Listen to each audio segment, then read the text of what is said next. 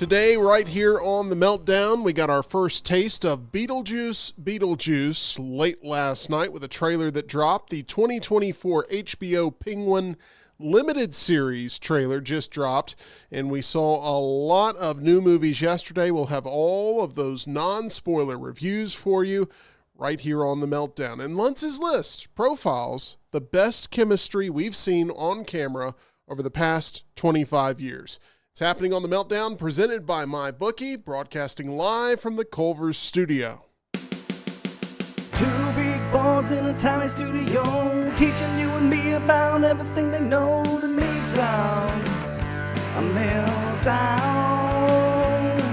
it's the meltdown, time for the meltdown, coming for the meltdown, let's start the show.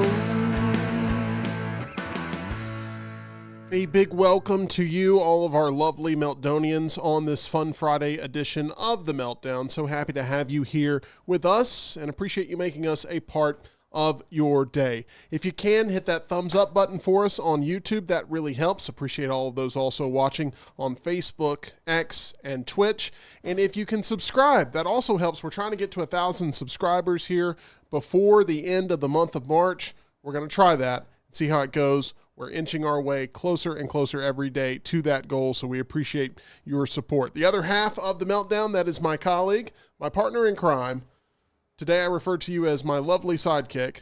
Oh, thank you. I appreciate it. John Lunsford. And John, there's just so much exciting content coming out this year, and it feels like it's ramping up day after day, week after week, and we're seeing a lot of the trailers out there that are promoting this content, keeping up with all of it for our Meldonians. We are. Oh, gosh.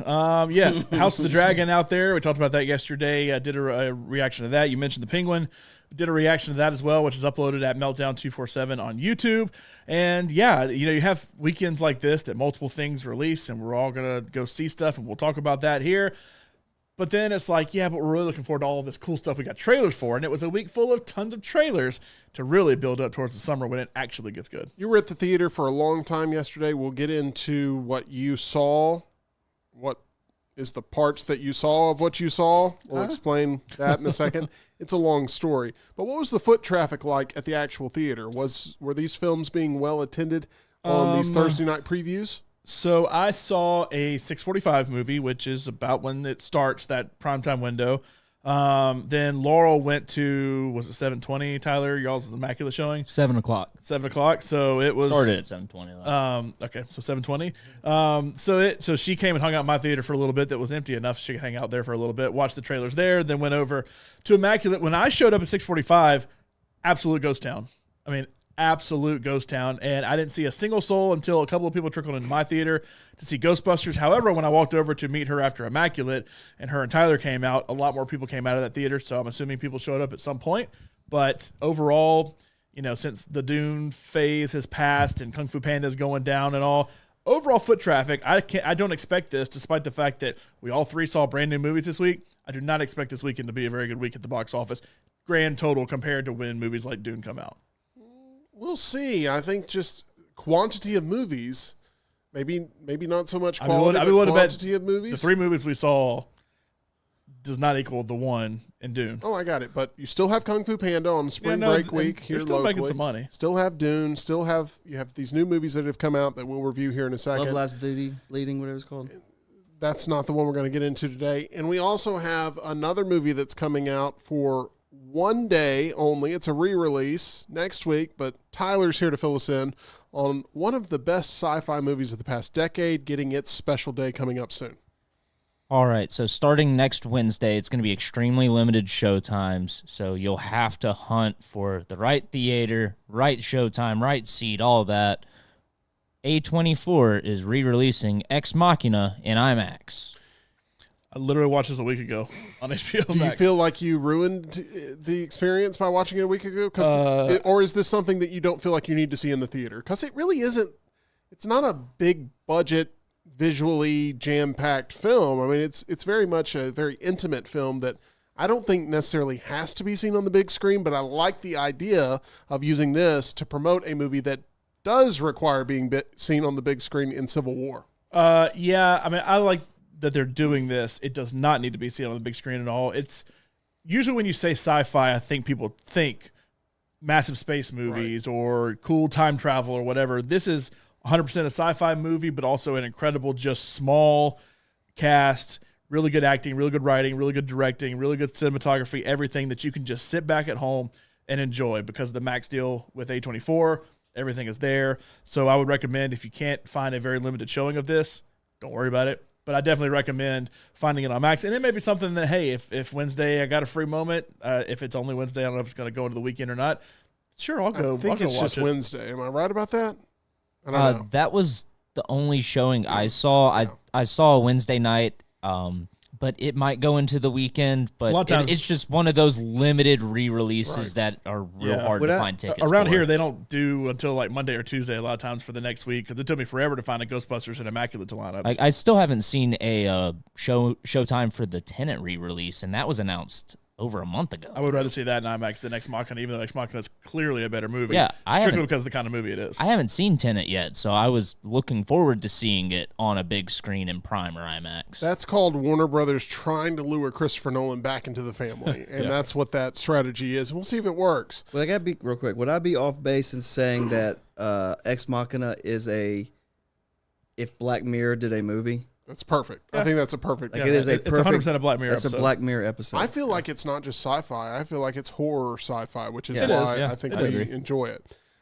Rockstar. Yes. When you go to the movies, I've got this is another thing I've got to know an answer on. Yeah. When you go to the movies, is it a necessity for you to have popcorn, Yes. soda, snacks? It's got to happen. Popcorn and a bottle of water. That's Popcorn and a bottle of water. So the popcorn is the most important part. I don't do candy. I don't do any of that. And so one of the coolest things, I don't know if I told this story, when we did a tour last year, we had an off day in Albuquerque, New Mexico, and I didn't have anything. They were going to go to a karaoke to a bar. I was like, I'm just go. I got an Uber and I went to a theater and I saw Dave Bautista, Lake, Knock at the Cabin. Knock at the Cabin. That was the only thing.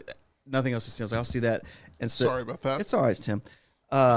Went to the front counter, got the guy to get my ticket. I was like, I'm going to do a medium popcorn and a bottle of water. And he's like, all right, give me the charge. Gave me the bottle of water. Then he gave me an empty bag.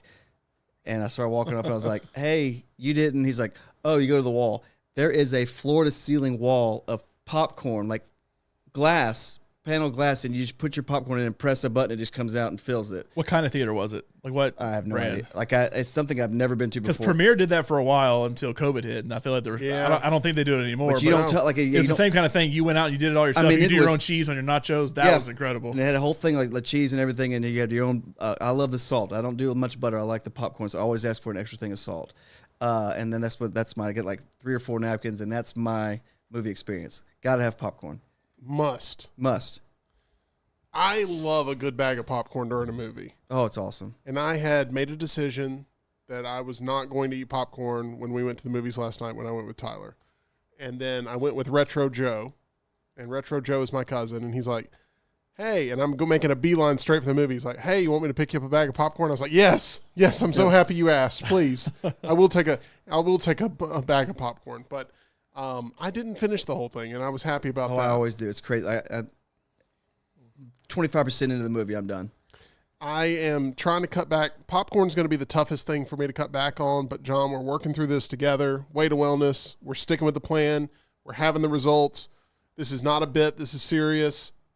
I'm trying to cut popcorn out of my life, and I did a good job of that last night. I was proud of myself for only eating half the bag compared to going and getting a refill before the previews had stopped. I'd say the good thing is I never liked popcorn, but you know what? I ate the nachos instead. Now that they have the dine-in, you can order a pizza, you can order burgers, everything. But Churros. Churros, the churros are actually pretty good at the dine-in. But because of our friends at Way to Wellness, I learned to cut back on that a little bit. Now I'm a bottle of water and kind of stop there because I plan meals around movies. Of course, we're very into the movies, so we can schedule out maybe a little better than normal people who try to make a whole night of it. We're trying to get the movie and then something else a lot of times. But with our friends at Way to Wellness, I've done a great job so far. Tim and I went this week. We were down a combined 18 pounds from our last weigh-in. Go to aplanforme.com. You too can start with Way to Wellness. Leslie and her whole board-certified team there have gotten us on the right track. They've gotten my dad on the right track. They've gotten Jim Dunaway for the next round on the right track.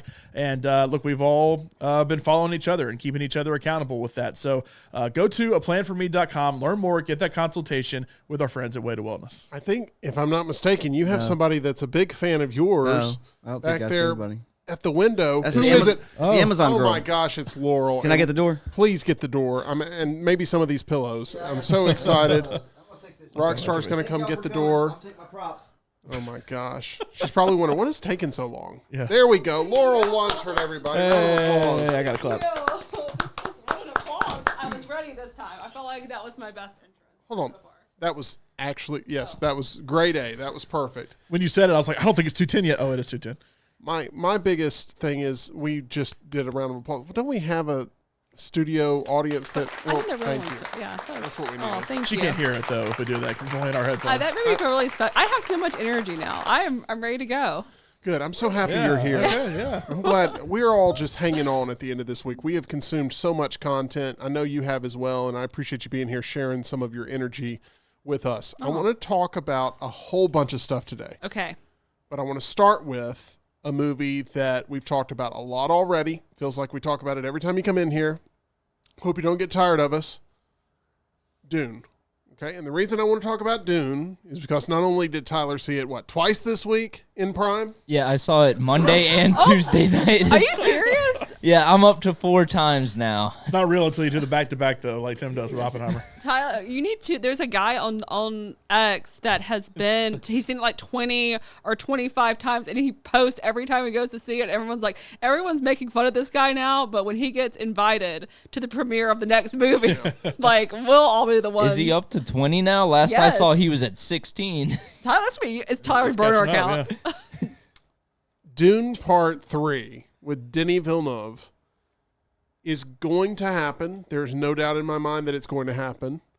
But Denis Villeneuve has come out and said it will only happen if he can ensure that it will be better than Dune Part 2. That is the only way in which he will do it. And It's kind of hard to ensure that before you actually do it. I am trying to figure out What director would say, are you going to do another Police Academy? If it's only if it's better than the last one. Who says that? How do you know? But what is the problem with sequels and franchises? It's that they always fall off in quality. Mm-hmm. And I like the idea of being this far out and Denny saying, I will only do this if it surpasses the quality. Because he said, he was very open. Dune Part 2, a much better film than Dune Part 1. It is a better film. And It it's is. like, well, you're saying what everyone's thinking, but if Dune Part 3 is better than Dune Part 2, Tyler, my gosh, that's going to be How many times will you see a that? lot of trips to the theater, I would assume, if Dune Part 3 is better. Oh, it'll be a lot of trips. And apparently, Denis Villeneuve's already dropped off a script or some sort of treatment to Hans Zimmer to get him to work on the score, There's get him to go ahead and start. no doubt. Give me a second here, John. I'm sorry. Yes, there's no doubt Dune Part 2 is the best movie of the year and would have won Best Picture last year. All right, Tim, back to you. I can't believe you did that while I was out of Your commission. microphone's off. I can say whatever I Very want to. smart of you, but I will never lose my voice again because you're speaking blasphemous terms. But there's no doubt to me the studio wants Denis Villeneuve back. There's no doubt that this is his job and that the cast wants to work for him, and who knows who else they'll add on. But The truth is, the best trilogy, most epic trilogy, is Lord of the Rings trilogy. And I think that would be the case for a lot of people out there. But this, I think, has the chance to pass that, especially if the third movie is the best. And that could be the one, because who knows what will happen this year. But if Dune is once again nominated and it doesn't win, which if I was betting, I would say that's going to happen because it's hard to pick right now in March what's going to win Best Picture, then that may be the one to finally get Denis Villeneuve an Oscar at that point if he can deliver on that promise. But that's kind of it, and Into the Spider-Verse right now are into kind of the same boat of they have put 2 incredible first 2 chapters out knowing there has to be that third chapter. But Beyond the Spider-Verse has been delayed, and there's issues, and it's starting to become a thing like, hey, they got to land this, because if they do, it could be one of the best trilogies of all time. Denis Villeneuve saying, I have to do this. I have to do what Lord of the Rings did and land the plane with Return of the King. I have to be able to do that because, like you said, Empire Strikes Back is the best, and not the Return of the Jedi is bad, but it doesn't live up to that standard. And to a lot of people, I like it better, but to a lot of people, that's the case. The Matrix fell off in that trilogy. A lot of these different trilogies, Back to the Future fell off, even though a lot of people like 2 better. 3 fell off. I cannot do that. And so I respect him doing this, but there's zero chance this movie doesn't get made. The source material is the trickiest part.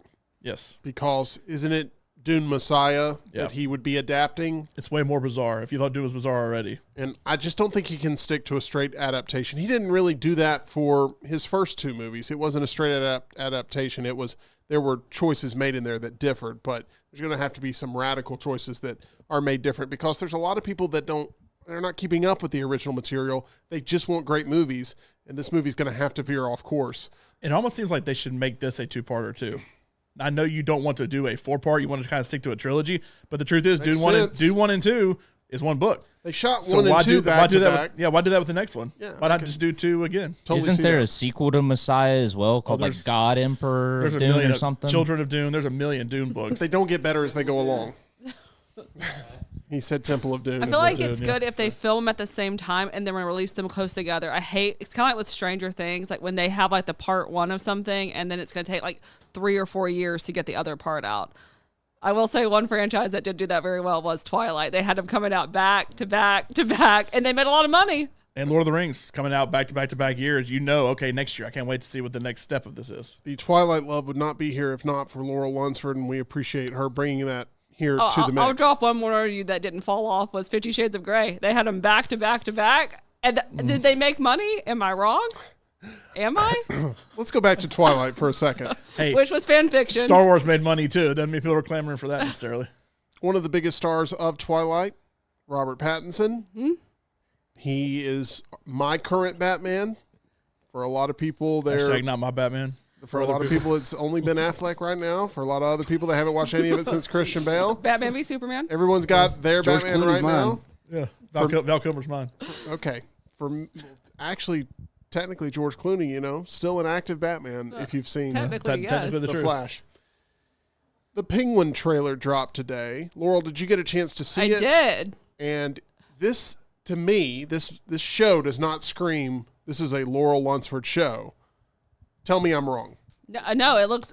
Tim, I feel like there's a lot that you don't know about me. I want to hear about it. Tell me. Honestly, Tim, did you know, because I know it's coming up in a few weeks, did you know that I have grown up watching WWE wrestling? Did you know that I've probably taught more? Well, she knows more than I do about wrestling. All I knew is that you liked The Fiend. That's all I knew. No, I am well adversed. I have told John so many storylines, so many plot points. I'm embarrassed that I know this because my brother was obsessed with wrestling. So who's your all-time favorite wrestler?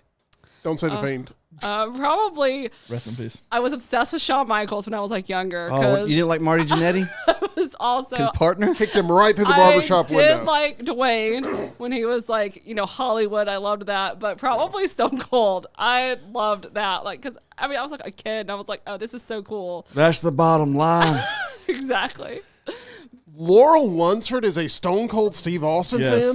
Yes. Why How many haven't- storylines have I told you about that I've run through? The thing is, so Tim, and This is Ush, embarrassing, and but- Ush, who was a big fan of the next round. He was up here. We were talking about Kane because we have a little Kane figurine up there, and Kane is my favorite wrestler. But it's very much Kane as opposed to everything Glenn Jacobs has done within wrestling. But I didn't realize the whole fake Diesel, fake Razor Ramon storyline that they did with was it King that went out there? It was JR. No, JR that went out there. I didn't know, but they did that whole storyline. I didn't realize that Glenn Jacobs played the fake Diesel I in that. remember when JR came out, he's like, I brought back some of your old favorites, and these 2 fake wrestlers appeared. He's like, I never said it was Scott Hall and Kevin Nash. I said it was. Yeah, it's a fake Diesel and Razor Ramon, but I didn't realize it was Kane that played one of them. She's like, you didn't know Kane did that? And he's one of your... I was like, I liked him when he had the red mask on, not when he was playing fake Diesel. What's happening? I don't know. I asked, what do you think about Robert Pattinson? And here we are. Yes, I am excited about Penguin. Well, yes. Right. I got to tell this story now. I was a huge Razor Ramon fan. I'm going to lose my voice again. I'm just telling you. I was a huge Razor Ramon fan, and my mom asked me what I wanted for my birthday, and I told her I wanted a Razor Ramon VHS, like the best matches. You could watch them. That Coliseum video... You know about it. It was just like those home video releases for WWE were incredible because that was the only way you could rewatch matches. There was no YouTube. So I wanted a Razor Ramon best of video. And what she got me was a Shawn Michaels best of video. And the first match is him kicking Razor Ramon's ass. And I'm kinda got what you asked for. Well, I was like, oh, maybe this is just the wrong box. And I put it in and I watch it. And it's like the best of Shawn Michaels. And it's Shawn Michaels defeating Razor Ramon, like just destroying him. And I'm like, worst birthday gift ever. But I guess it's memorable. I remember watching it. So I was never a big Shawn Michaels guy. But anyway. Robert Pattinson is my current Batman. I know Robert Pattinson is your current Batman. We have a little bit of an argument going of whether or not Robert Pattinson as Batman will end up in this series at any point. I think you cannot do this series without having some sort of Batman. I thought he is confirmed to be. I agree. It's going to be, I'm saying it is a massive disappointment if they don't, and it wouldn't.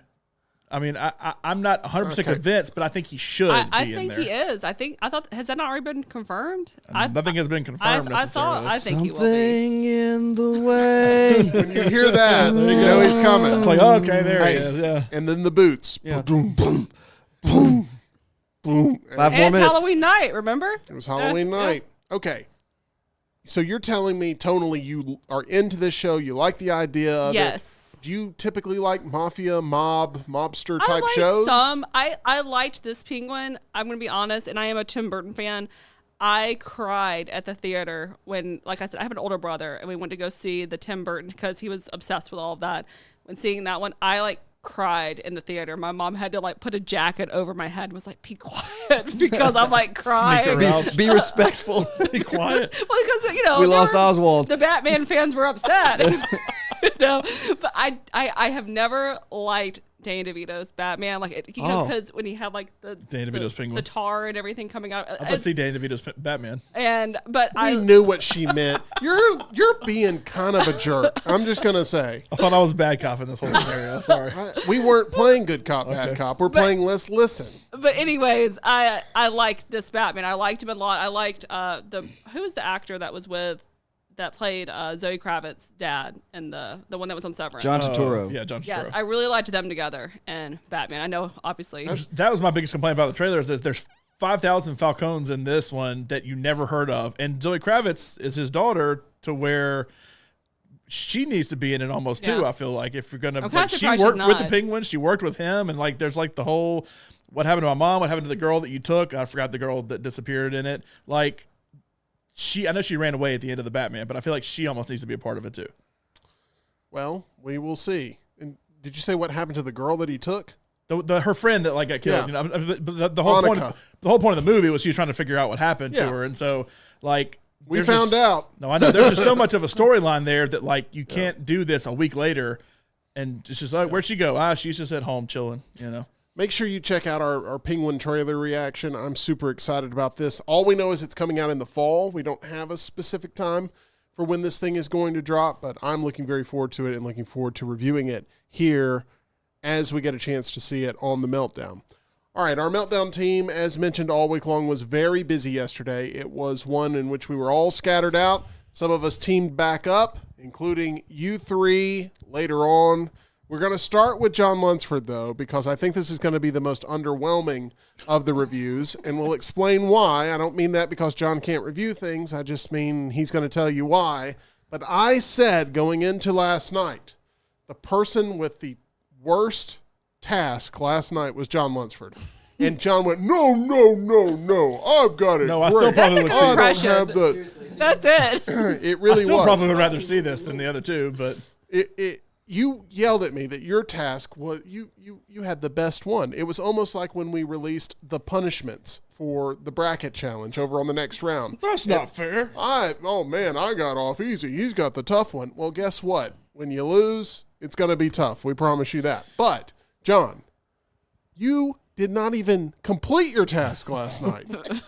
After telling me that you were going to dominate it, you didn't even... I didn't say I was going to dominate it. I still would rather see Ghostbusters than 2 horror movies I know I'm going to get when are you going to go see Ghostbusters? That's what I want to know. So we went, Laura and I go to the theater. Went. I was there. I never left the theater until it was over. C being the key word. And the theater people thought it was really weird you weren't going to the movie with me. So we walked... All right, let me just... My story's not about Tell Ghostbusters. me the story. Ghostbusters was underwhelming. That's pretty much it. The story is we walked in, so my movie... So Ghostbusters was a little under 2 hours.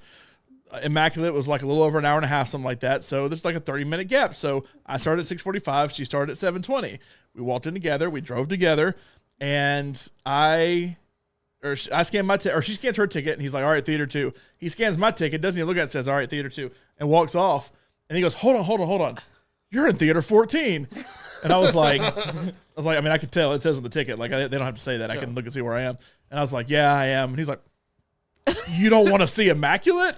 And I was like, no, I'd rather go see Ghostbusters. And they just all looked at me like they're having a staff meeting behind. And they continue to talk about it as you went over there. They're like, he's not going to see the movie with his wife. We're literally the only 2 people there at this point. And so they're having like a staff meeting, I guess, maybe before the 7 o'clock rush hits. Will this story come up in couples therapy? Probably. And so the guy who's scanning tickets, he like runs over, does it, and he walks back. He's like, he's not going to the same movie as her. And you're like, we get it, dude. Yeah. Stop. And then like there's like a manager you can tell who's leading this meeting. And so I walk up and he's like, what? And I was like, I was doing on my phone beforehand. I was like, yeah, I got a mobile order for John. Okay, he goes and gets it, and he's like, it's like, I can't believe you're not going to the same movie. Like, they just keep bringing it up, and I'm walking off, and they're like, pfft. And then I said he was scared to go.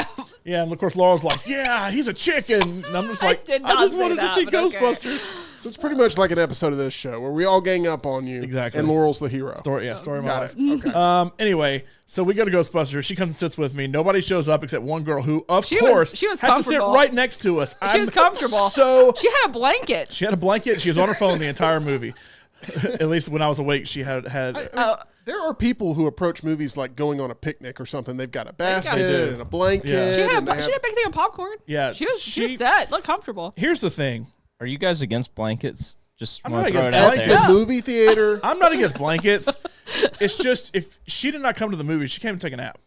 Like the movie is like her. So white what did noise. you go to do, John? I didn't go to take a nap. I just did take a nap. That's the movie's fault, not mine. So, all right. So we're sitting there. We're watching trailers come on. We watch the trailers, and then it gets to be close to time for Immaculate to start. So Laurel's like, all right, I'll see you later. Love you. Bye. Leaves and goes to Immaculate. So I'm sitting there. So only this girl. I despise going to the movies now. It has nothing to do with the movies. It has everything to do with my whole Lunce's list and the people. That remember when I did my whole thing about how to fix the movie theaters, but it's mostly the people. So the movie starts, and it starts off with them chasing a ghost to kind of get the action going right off the bat. So I'm like, okay, yeah. And then it cuts to just them just talking, and I am out. And I can tell I start snoring because I start waking up and then like that nonstop. And I can tell the girl next to me is getting crazy, but she could have sat literally anywhere else in the theater. She had to sit right next to me. There's a seat where Laurel was, and that was it, sitting right there. And I'm like, this entire movie theater, it was me, the girl taking a nap with me, and then there's a girl sitting in front of her. And then honest to God, it had to have been an hour into the movie by looking at my phone.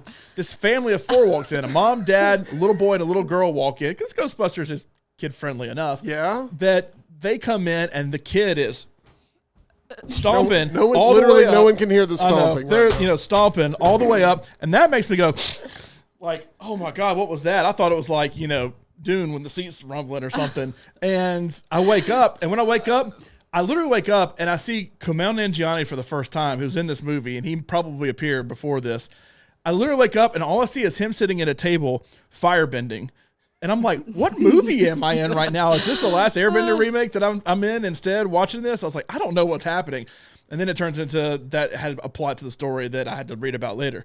But then I started kind of going back in and out, and these kids in that group went up and down 5,000 times. And every time they went up and down. They were trying to wake your ass up. Every time they went up and down, every single time, I had to stomp my feet as loud as humanly possible. I saw the end of the movie. It wasn't good. I should have seen Kung Fu Panda 4. How was Immaculate? No. You don't get to toss to Immaculate. I don't even know if you can review this movie, John. It was probably about halfway through, so I saw the fun part at the end. And I will say the girl, I didn't hear all the talking about. I wonder why the ghosts are attacking. Here's why the ghosts are attacking. I saw the ghosts attacking, which is all you really care about in Ghostbusters. I will say is when I was leaving, that girl noticed that I was leaving, and she was on her phone, and she was seeing how who else was going to be in the theater, because how I was going to see that movie by myself with a bunch of different men. I bet she was thinking the same thing about you. What's this weirdo doing here? Hey, when I saw Love Lies Bleeding and there was a guy in the exact same spot, we always get aisle seats and it's always on row E. And you wouldn't switch with and me then 2 either, seats but in, yes. I made Laurel sit next to the guy. But he was kicked back, ready to go. And he was enjoying and it. Love Lies Bleeding the way it is, you know why he's there. And I'm sure this is the same for Immaculate too. Oh, I got a story. Ghostbusters was a little different. Ghostbusters is Paul Rudd chasing around little marshmallow people, so I hope it's not the same kind of thing.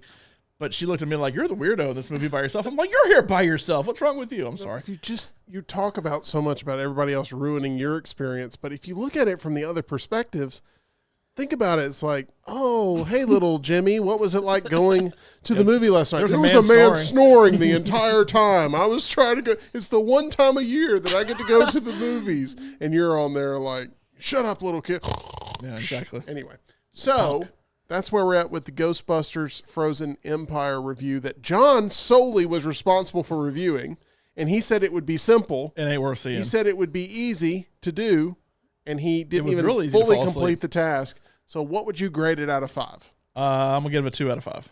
A 2 out of 5. So definitely worse than Afterlife. Afterlife had a point. Afterlife was a great, like, almost 20 years later epilogue to the original story. They could have cut it off. The ending's controversial, I think, but it had a definitive ending and move on. Then it's like, we got to make more money off this because it worked. We're going to send them to New York. They were in Oklahoma in Afterlife. We're going to send them to New York, and you're going to do all the exact same stuff the old Ghostbusters did. And we're going to bring Dan Aykroyd and Bill Murray for some laughs, and it just didn't work. Ghostbusters Frozen Empire, which is the 5th movie in the franchise, made $4.7 million last night in Thursday night previews. It is expected to be at the top of the box office this weekend with an opening somewhere between 43 and 45 million. I hate when analysts say somewhere between 43 and 45. Oh, I don't know. How Somewhere about between $1 and $1 44? billion. Why don't you go with 44 then? Why don't you just predict that? But Ghostbusters Afterlife had a $45 million opening amid the pandemic. Frozen Empire, though, it needs to outperform Afterlife, which I'm not sure it's going to be able to do, especially with more movies coming out next week, including Godzilla x Kong. It has to outperform Afterlife due to the fact that it is $25 million more to make, and I'm sure that there's more going into the marketing budget as well, as Afterlife only cost $75 million to make, and this movie cost $100 million. But as John mentioned, Paul Rudd, Carrie Coon, Finn Wolfhard, they're all still in there with McKenna Grace, but they're joined this time by Bill Murray, Dan Aykroyd, Ernie Hudson, et cetera, et cetera. So, To be fair, they were joining the first one with them, or by them. oh, really? Yeah. I haven't seen it. I haven't seen all of them? Yes. That's why I think this is stupid to All of remake. them and more. The big thing was the reuniting of the original cast, and they're good. What, 2 years later they come out with another movie, and it's the reuniting of the original cast. It's like, you can't. Why are you doing this again? Is it okay to there's spoil? no surprise. No. The first one. No, because I haven't seen it yet. I may want to see it. So please You don't. may. Okay. I may want to see it. Okay. Rick Moranis is not in it, so don't. Okay. don't But want it. I that's had a what feeling upsets Rick me. Moranis is the one that has not They have appeared. teased that they said even more. You even read the thing. You said even more cast members are going to reappear because Annie Potts was in the last one. So you can't. So the next one was Rick Moranis or Sigourney Weaver. I don't know if Sigourney Weaver was in. She has- that's Sigourney what I Weaver kept nor Rick asking. Moranis are in So this Rick one. Moranis was the one I wanted to see. Okay, who bought the dog? Okay, I'm going to take a shower. That sounds pretty good. Those are really good. I'm the keymaster. You the gatekeeper. Okay. The thing is, it's not a great Rick Moranis impression, but it's a great Rick Moranis from Ghostbusters Ghostbusters, impression, which is what you're doing. Can I So do it's some not- Little Shop of Horrors? Please. No. Little Okay. Giants? Little Giants was great. The Giants O'Shea, is the O'Shea fantastic. brothers. Fantastic. Can you do Audrey 2 from? Audrey, two. That's Audrey 1. Audrey 1. Feed me. That's a That little was better. Audrey 1 doing Audrey 2. Bill Murray is one of the best scenes I've ever. Is him loving going to the dentist to Steve Martin. Like, I'm going to get a candy bar. One of the greatest. Hey, have you ever enjoyed your dentist? I love going to the dentist. I cannot believe how well you set me up to talk about my dental team. Look, I saw Little Shop of Horrors as a small tot. It scared me to go to the dentist after that because of Steve Martin's performance in that film. You should not be scared to go to the dentist. I overcame it by going to Alabama Dental Associates. I love my dental team. You will love them as well. Dr. Jeff and Dr. Brian, they work together to make sure that they're up to date on all the advances in research treatment so you know you're receiving the most advanced dental care possible to help prevent, diagnose, and treat whatever your dental condition may be. They helped me They have rebuilt me over the past year and a half or so, and they will help you, I promise you. At Alabama Dental Associates, they are welcoming in new patients now at 205-956-8977. Whether it's a major dental procedure or routine cleanings that you need to get, visit my friends at Alabama Dental Associates, 956-8977, or you can visit alabamadental.com. They look forward to seeing you. All right, I want to get now into Immaculate, which is the movie y'all ended the night with. Laurel and Tyler, you guys saw this one. Tyler, this was your second movie you saw on the day. We'll get to Late Night with the Devil here in just a few moments. But I want to start with Laurel. Laurel, is this the movie that's going to catapult Sydney Sweeney into A-list category territory? I think it might be. I think she was really good in the movie. And I had kind of low expectations. And I will say, I saw Tyler when I was walking into the theater, and he had a drink. It was like some type of mixed drink. And Tyler just looked like the coolest person I've ever seen walking into a movie theater. Like, I felt like he should have like a toothpick behind his ear or something. You just looked so fancy with your drink, and it looked really good. But It was good. yes, I do think so. I think that it really showed her acting range as opposed to Euphoria. I think she was cute in Anyone But You. I think she and Glenn Powell have really good chemistry. I mean, Madam Web is, it is what it is. But this, and Tyler, will you agree? Did you feel like this was trying to be like an A24 movie? Oh, yeah. Heavy Midsummer vibes. Yes. Midsummer mixed with, like, Hostel almost. There was so many shots in the movie that I could tell were trying to be like an A24 movie, specifically like her looking into the camera crying, which is very much like a Midsummer, I feel like, type of look. But I was surprised at the audience. I thought it would be mostly male. It was mostly women. And I mean, there were some in there that seemed to be enjoying it. I assume since this follows a group of nuns on screen, it was also mostly women. Yes, there's some men in there, but Okay. it was a lot. It was different than what I was expecting. The ending, I am shocked they went there, and I know some people aren't going to like it, but it held my attention. And Was the film scary? Or was it more... John could watch it if that means anything. Oh, that's what the theater crew said about him, and I'm not sure if that's true or not. The theater crew just said, "What a baby." That was it. No, it is gory, but not in the gory in the ways that you would think it's going to be. Right? Would you agree with that, Tyler? Yeah, I would agree. There's a lot of scenes where you think it's going to get real graphic, and it doesn't. It kind of... It shows you without showing you. This is definitely a movie that earned its R rating. It's not a PG-13. Like Oh, on no, the this is cusp. not PG-13 at all. No, there's one scene in particular that John's like, that's all I need to hear. there's one scene in particular that you're like, that's a lot, but it's kind of Not selling me on it. but it's not what you think it is, if that makes sense. I've never heard Laurel say, John doesn't need to do this movie. I've never heard her actually say that. No, she was like, Saw movies? I mean, you could be okay the with last that. one wasn't bad. Am I wrong? I'm telling you. Am I wrong? Is the last one that bad? Hey, John, what's one series of movies that you never saw? Saw. There you go. Good job. You got the joke. Rockstar was all over it, but he doesn't have a microphone. He's like, this is painful. I saw that coming. Yeah. See that one? Oh my gosh, that's good. Okay. I want to go to another movie that I saw yesterday. And it's not Late Night with the Devil just yet. It's Roadhouse. Roadhouse dropped on Amazon Prime as I've reestablished the timeline Wednesday going into Thursday. So Thursday morning around 2 a.m. our time. Most movies I have to remember they don't drop. Let's give me that. Have you watched it yet? And Yeah. it's like, yeah, I watched it. When it come out this morning? I was like, but I watched it yesterday. No, my days are all messed up. But I saw Roadhouse with Jake Gyllenhaal. It's a fine streaming movie. I called it junk food. It's just really good junk food in that it's disposable and you get your kicks and you move on. Some of the action sequences are a little bit nauseating to watch because they are like sped up in certain points where a punch is being thrown or a car is being used, or at the very end, like everything is like fast. But then when there's contact, anytime there's contact in a fight sequence, it like super speeds up to make it look more intense, but really it takes away from the realism. Is it of like WWE anyway. cameras? Like when a punch happens, they shake the camera to make it seem way more intense than it was. As we heard from Laurel today, you don't go after the WWE and expect not to have the SmackDown layeth down on you. So please watch your words. But no, it's just the fighting style. It gets a little repetitive and a little long in the tooth, and you start to feel every bit of that second hour. But overall, it's a pretty movie, and I think we have Jody in the chat that said Conor McGregor needs to be up for a Golden Globe. And you also have Jody saying the fight scenes are so unrealistic. They are. The movie was funnier than I thought it was going to be. Will that translate it to being really entertaining for everybody? It's kind of dumb. It's just dumb. It's a dumb movie. Let's just call it what it is. People just want to fight at this bar for no reason whatsoever. They're never provoked. They're just like, oh, I want to punch somebody, and they start doing that. I don't know how this business has not lost its license. That's my number one thing. Exactly. They're yelling all the time. Took our job. There you go. The second time was the best. And it's disposable. I gave it a 3, maybe a 3.5 out of 5, 3.5, somewhere around there. It is exactly what it tells you it's going to be. So you should know whether you're in or out from the get.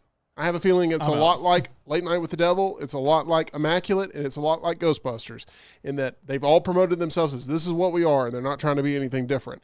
So you're either on that train or you're not.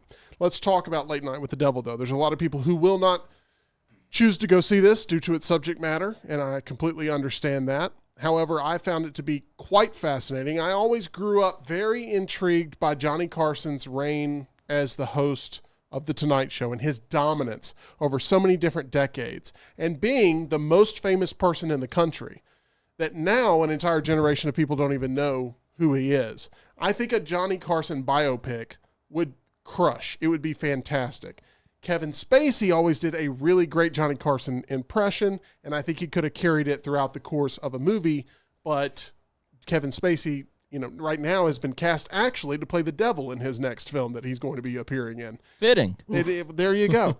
But this is Late Night with the Devil. And Tyler, we went to go see this yesterday in a ghost town of a theater, a true ghost town of a theater. There were actually just gusts of wind that would just blow hay bales through the theater. Tumbleweeds going through the concession stand. It was Never seen it before. It was barren, but this was one of the few places showing Late Night with the Devil. It will be on Shudder, I believe, April 19th, a month from now. That'll be how most people see it.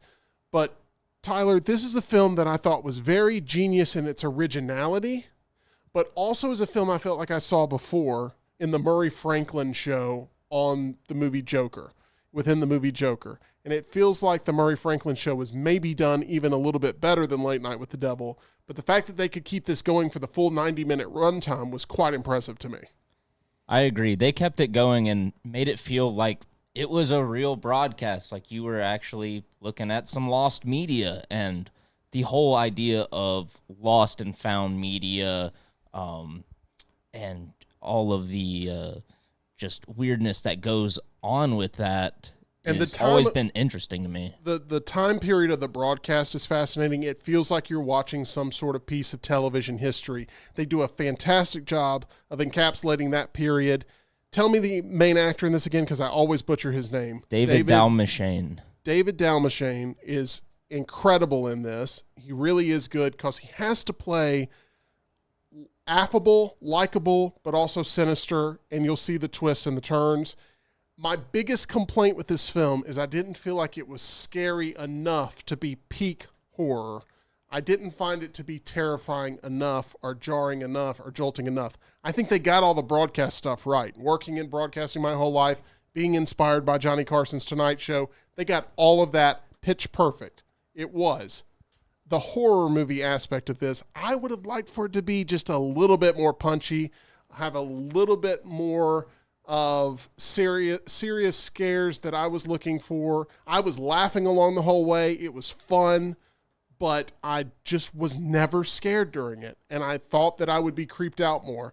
Laurel, this is a movie I know you want to see. Yeah. Do you think John could see it? No. Okay.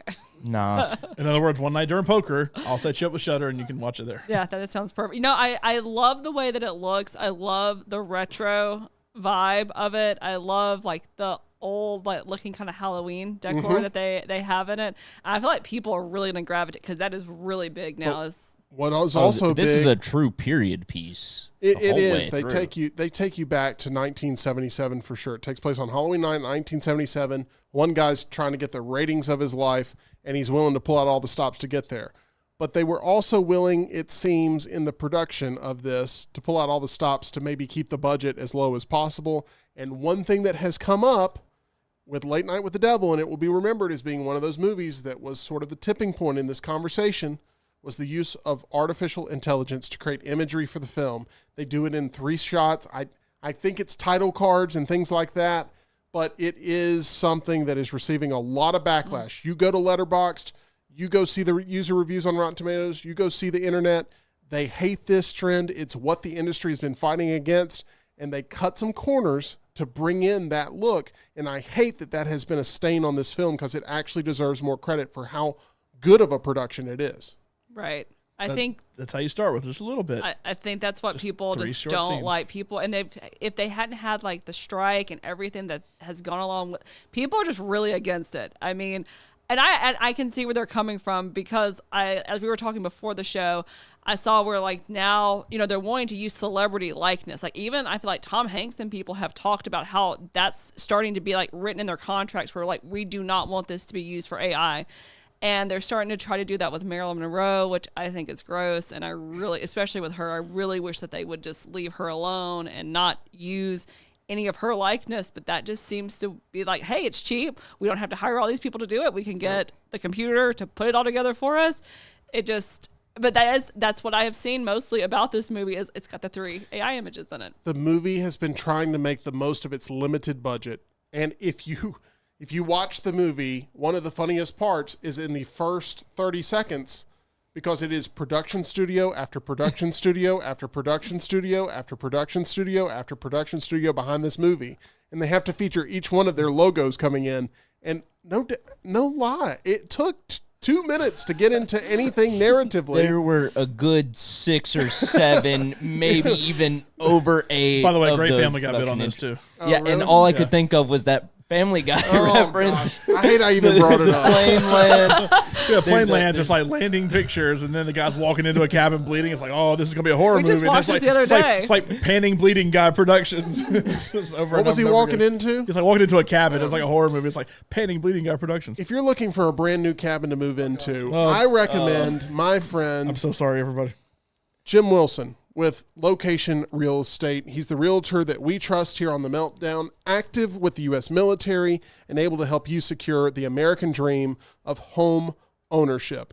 Finding that perfect home is important to you. It's just as important to Jim Wilson. He cares deeply about what he does. He cares about accountability. He cares about being transparent throughout this process. He's not going to leave you in the dark in any angle of this purchase. He knows it's the biggest of your life, and he knows how important this process is. He's only happy when you're completely happy. Each of Jim Wilson's clients has his full attention and devotion to accomplish their goals, not only during the home buying or selling experience, but every day after.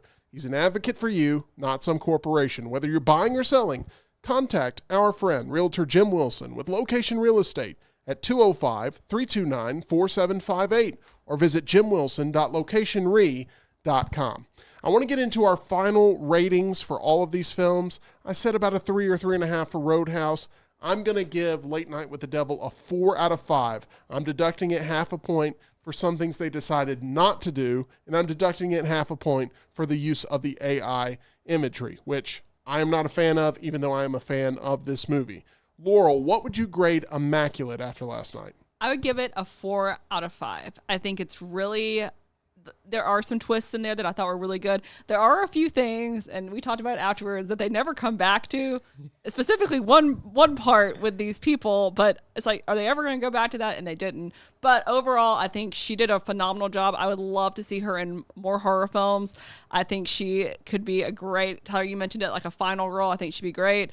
Like I said, you might want to check on the movie, the ending. I can see a lot of people not liking it. So maybe check into it before you go and see if you can handle that. But I would say 4 out of 5. What would you give Late Night with the Devil, and what would you give Immaculate? Which one of those two is better in your opinion, and what are the scores? I thought Late Night with the Devil was better. I'd give Immaculate probably like 3.5 out of 5. I enjoyed it. It was solid. Like Laurel said, I think Sydney Sweeney would make an excellent final girl. There's one part towards the end of the movie where she is just screaming as loud as she can on screen for a good 2 minutes. Wow, that's as long as it took to get through all of those different production studios. Screaming Girl Late Night with the Productions. Devil. Sorry, yeah. Yeah, it was, Late Night with the Devil would have done that. But yeah, there's like Laurel said again, there's some stuff they didn't go back to that I was wondering about the entire movie, and it's just like, oh, okay, I guess they really didn't matter. You move on.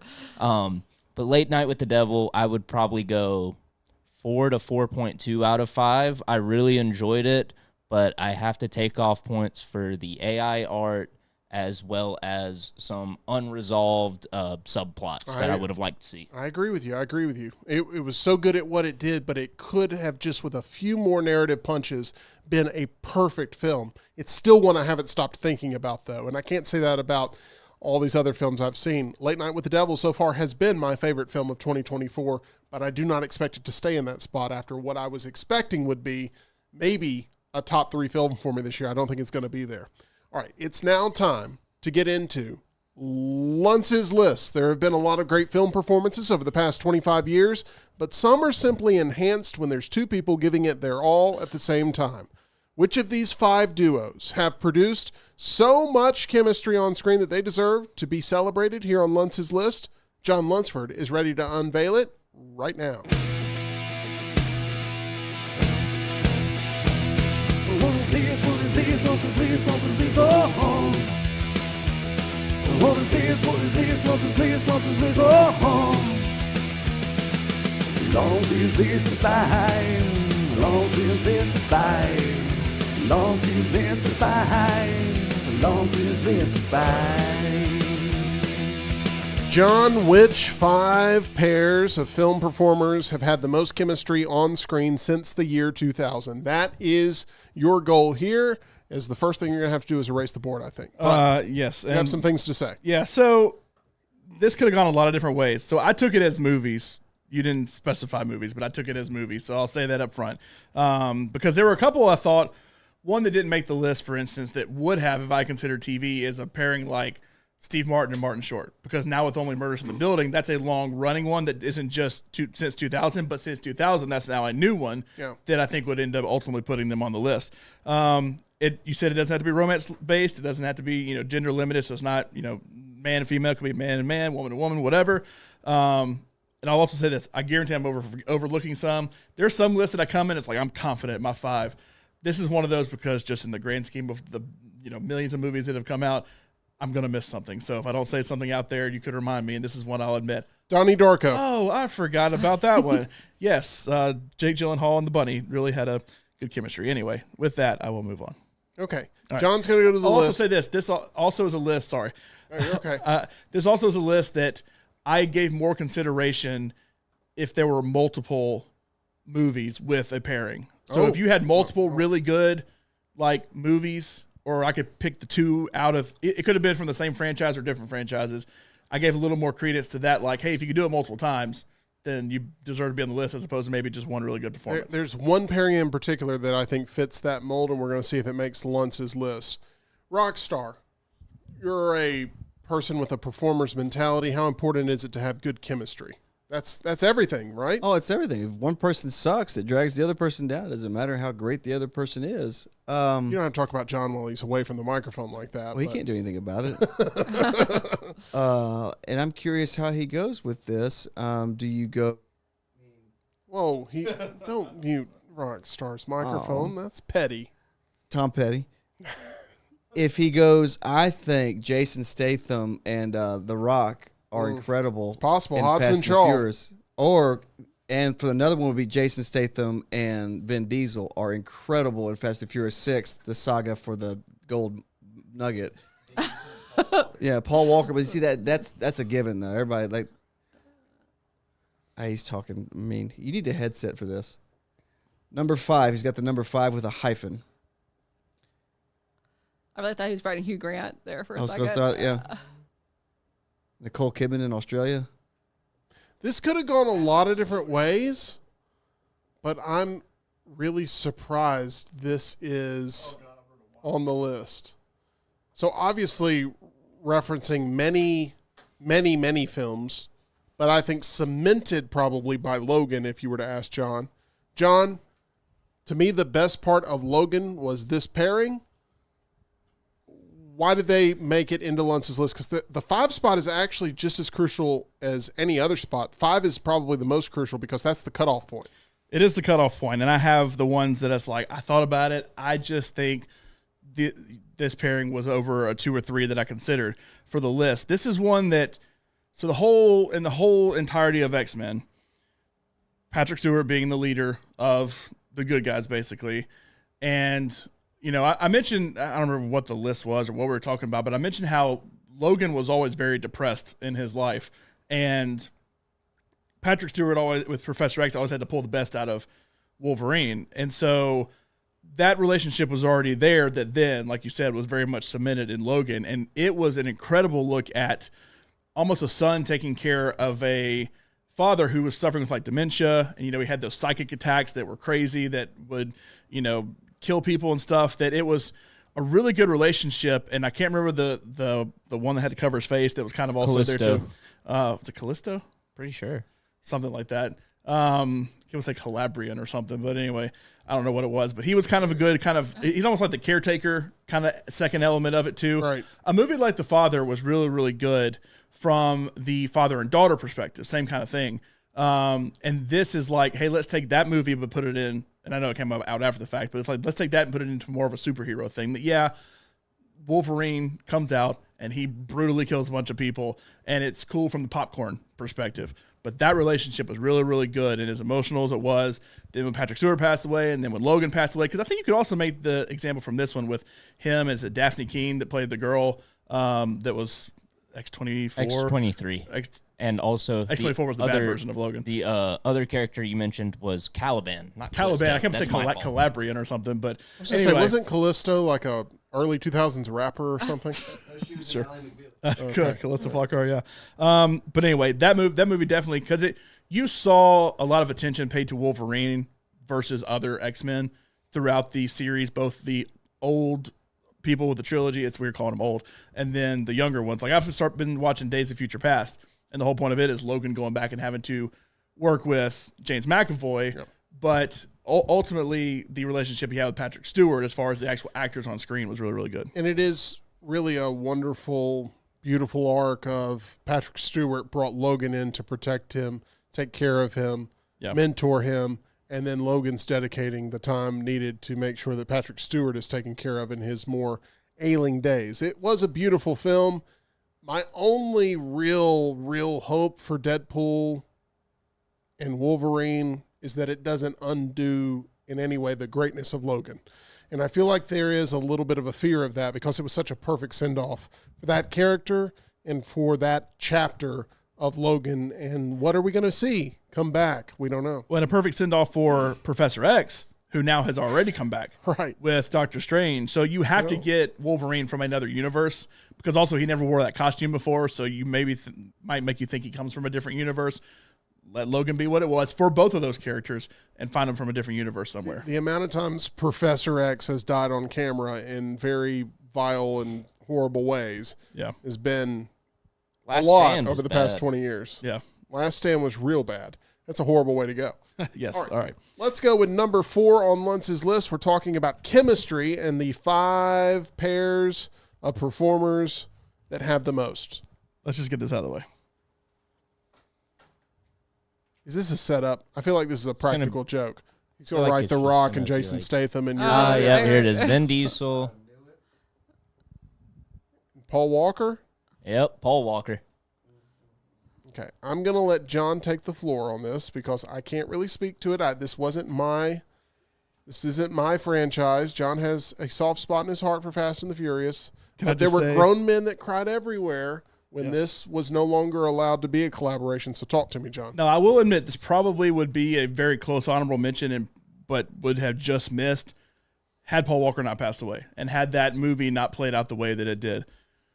I know the minute I get up and start writing, it's like, I bet he's going to do Fast and the Furious. Yes, I'm going to do Fast and the Furious. Clearly, my love for Fast and the Furious is known here. But there's also a reason they did 1 million of these movies, because if those two didn't work well together, the movies would not exist the way that they are. I'm happier you went with this than Vin Diesel and Bradley Cooper for Rocket and Groot. Because I would be like, but he says only 3 words as Groot. But the way he delivers those words. Right. The thing is, there is actually really cool behind-the-scenes versions of him doing that because he does it all in all the different languages, too. Like Vin Diesel actually just learns, because all you got to learn is I am Groot in every other language.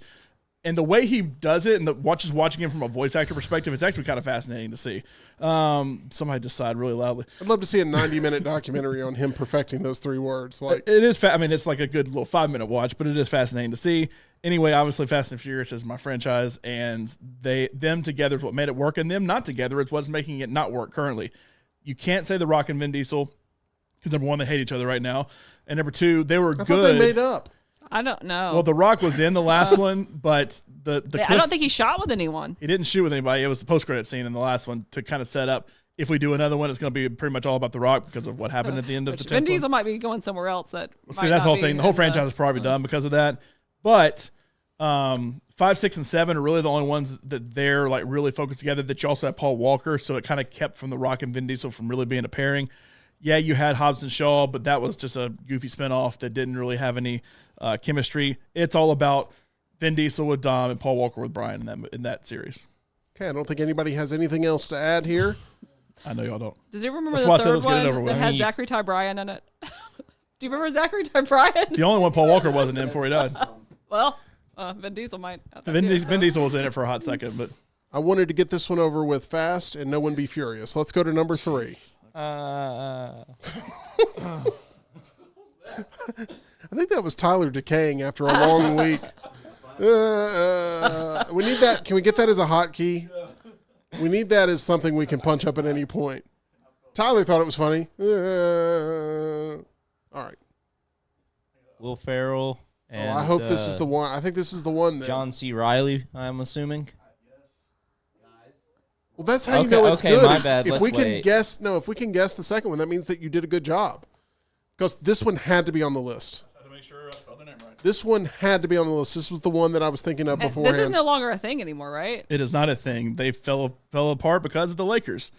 Because Will Ferrell wanted to play Jerry Buss, and John C. Reilly got it instead. Adam McKay, Will Ferrell no longer like each other. John C. Reilly, it was more Adam McKay and Will Ferrell, but John C. Reilly and Will Ferrell really aren't a thing So either. we're not getting a Step Brothers 2 is what you're I saying? don't think we're getting Step Brothers 2 or a Talladega Nights 2, which are their two best. Holmes and Watson too. Holmes and Watson 2. I literally wrote Talladega Nights is a classic. Step Brothers are a classic. Some of their other collaborations weren't necessarily great movies, but you can't deny the chemistry they have and that they work incredibly well together. Wouldn't it be great if they came back as mortal enemies and they had to like play off of each other? It I would mean, be sure, fantastic. but- That's what Step Brothers was for 80% of the movie. But you have to have good chemistry off camera to be able to pull that off. I mean, we pull off mortal enemies great on camera, but, you know. Anyway, sorry, I'm just trying to bring up a Love Lies Bleeding reference there. Are you ready to move on?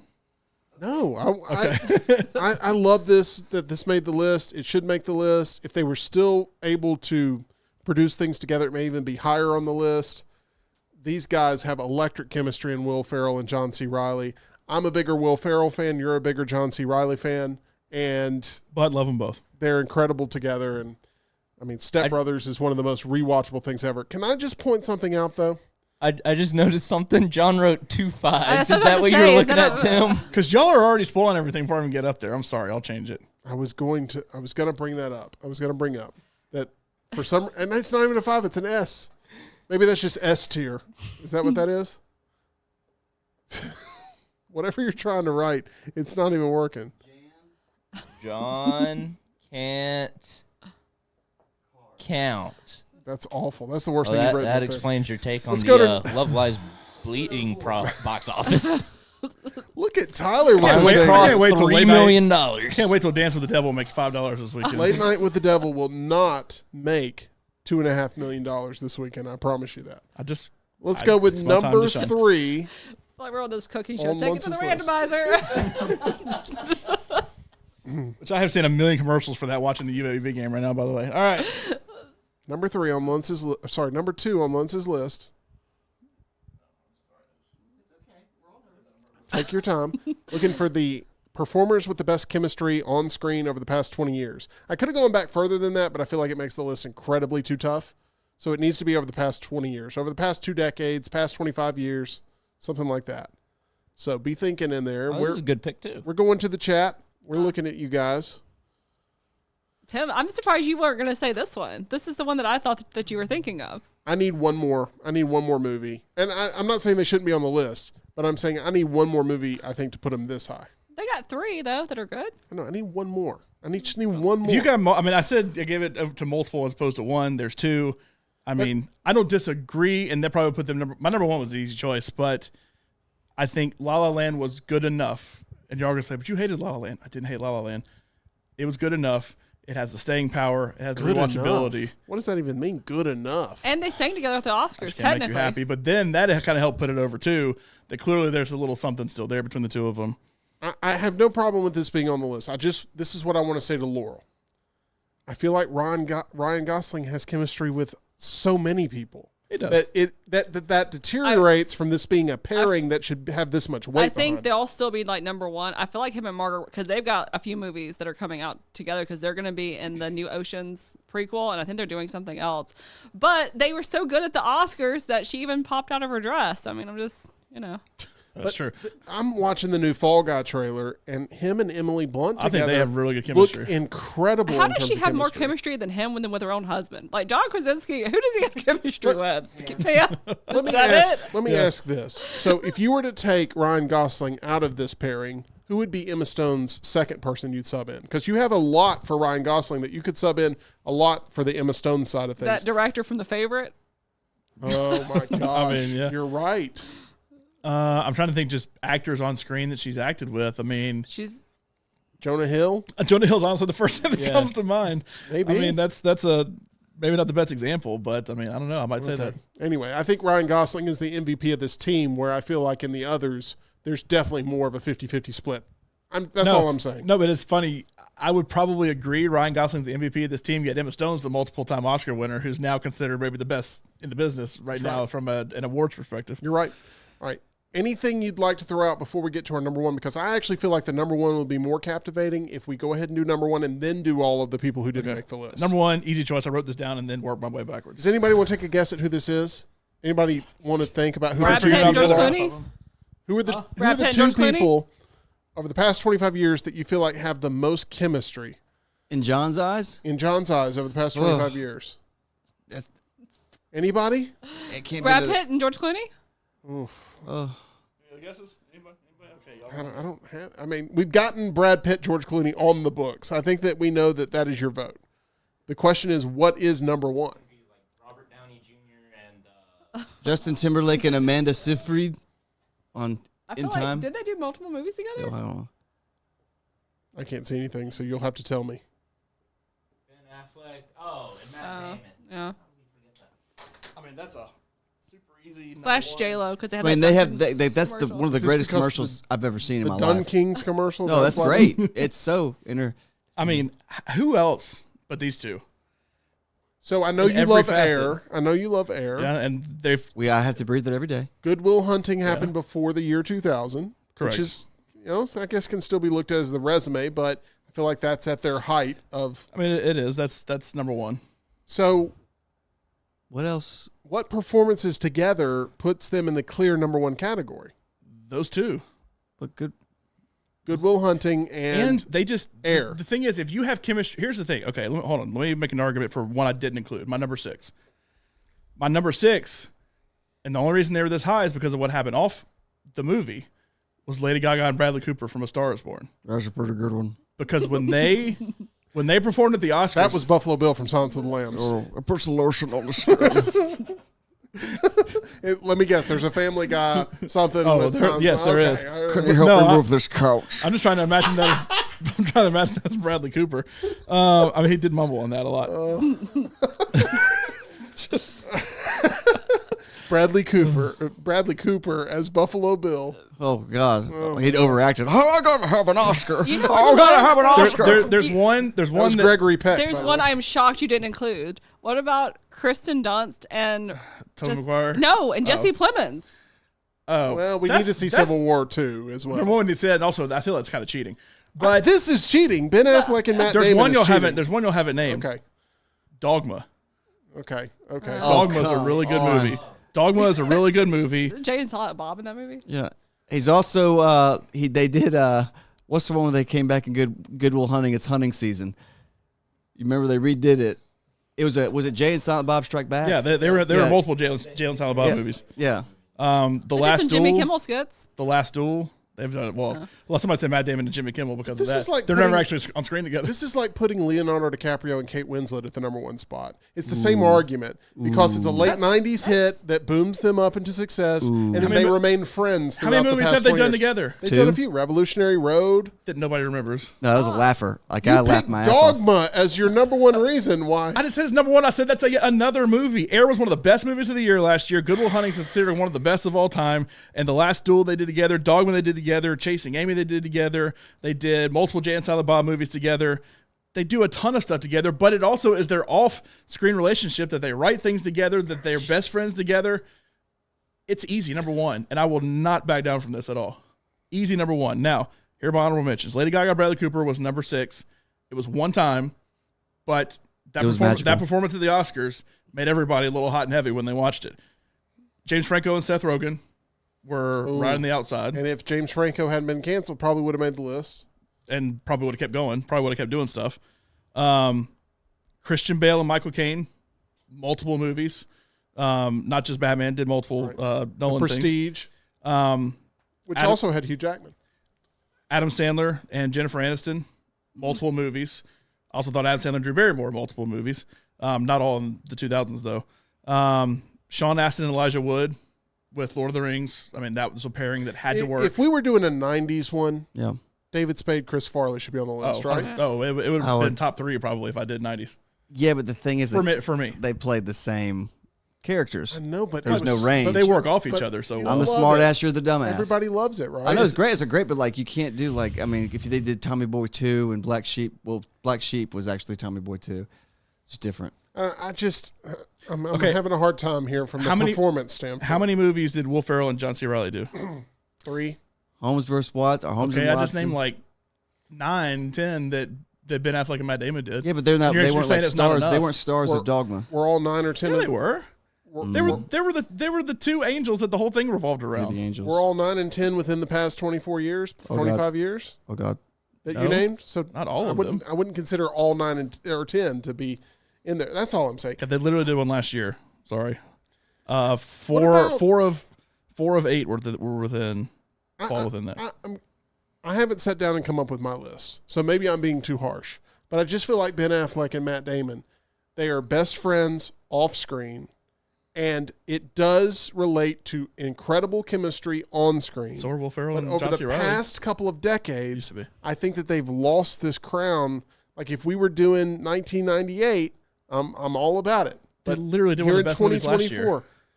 2024, just Were they in School Ties together? Was Damon in School Ties? Yes, Yeah. they were. I mean, that's 1994. That's their Brendan first. Fraser. That's their first credited Yeah. together. Right. Anyway, also Chris Hemsworth, Tom Hiddleston. I like the Thor Loki connection. Vince Vaughn, Owen Wilson. I considered The Rock and Kevin Hart That's clearly what I work, thought or you else would've they chosen. wouldn't be doing all those movies. And then I did consider Robert Downey Jr. and Chris Evans. okay. They've Laurel? only done Avengers movies, so it doesn't count. Laurel, any reaction here to the list? I'm kind of surprised there's not more like a male and female pairing. I mean, I would, you know me, I would have chosen Jennifer Aniston and Adam Sandler because I mean, I I feel had a like bunch. they've been, I feel like friends forever, but I feel like they have really good chemistry and they keep doing stuff together. In fact, I think they should do a movie with both of them and Drew Barrymore. Try to find a way, because when you think Adam Sandler, I think Wedding Singer. Like that's the movie that sticks out. Like for I'm me, Happy Gilmore. They're making a sequel. They announced Good. it today. I'm way more 50 First Dates than Wedding Singer when it comes to those two, though. You don't think of Jack and Jill? No, Little Nicky. Yeah, little Nicky. Nicky. Oh, we talked like this for the whole film. Sign him up. Let's do it. Then I remember had Reese Witherspoon in it today. So I'll just say the Ben Affleck, Matt Damon choice does not sit well with me, but I also will tell you I do not have a solution to this that should not that should have definitely been on the list. So it's going to have to give me some time to think. Burt Tyler, Ward, Adam West. any reaction, Tyler, to Lunce's list here? Honestly, I agree with most of it. Except number one. Well, no, that was the one I agreed with. Oh, okay. I love Goodwill Hunting. All I hear is it's just complete. he was ready to But defend Goodwill Hunting himself. did not take place over the past 25 years, which You is had to start somewhere. that's all So I'm saying. It I should might have been considered. I might have missed that part. Yeah. Okay. Since 2000, since the year 2000, would have been the best on-screen pairings. If you said like best radio pairings of all time, but it has to be within the last 10 years, I'm still going to count us because even though we met over 10 years ago. Oh, sweet. do we have an all? We don't have an all yet. How about just do the clap? Yeah, there we go. Thank Okay, you. that's a good way to end before we end a friendship here on air. I appreciate John Lunsford very, very much. He knows that. And John, you know we appreciate our title sponsor. That's MyBookie. We do. Go to mybookie.ag. Use promo code next round. Get that first deposit bonus there. I've been playing all the underdogs in March Madness so far. Just missed one, though. UAB lost 69-65 to San Diego State, so didn't get that one. But you know what? You can go bet on whoever you want to. That's who Auburn will play next if Auburn's able to win. So go use promo code next round. Bet anything, anytime, anywhere with our friends at mybookie.ag. And if you're looking for some great grub this weekend, I went there again last night after going to see the movie with Tyler. I went to go to Culver's. They have the best burgers in town. Go try it if you have not tried Culver's. Order the deluxe butter burger and tell me I'm wrong because it is glorious. They also, last night I got butterfly shrimp, and I love their butterfly shrimp. Really good, and everything is of quality. Love their concrete there with their custard options. I get the Oreo pieces with the marshmallow cream. You and the family, you'll all find something to enjoy at our studio sponsor, that is Culver's. For the entire crew here and everyone who's joined us throughout the course of the week, thank you so much for making it another successful week of The Meltdown. Make sure you like and subscribe. We would love to have you be a part of this journey. This has been The Meltdown, presented by MyBookie, broadcasting from the Culver studio.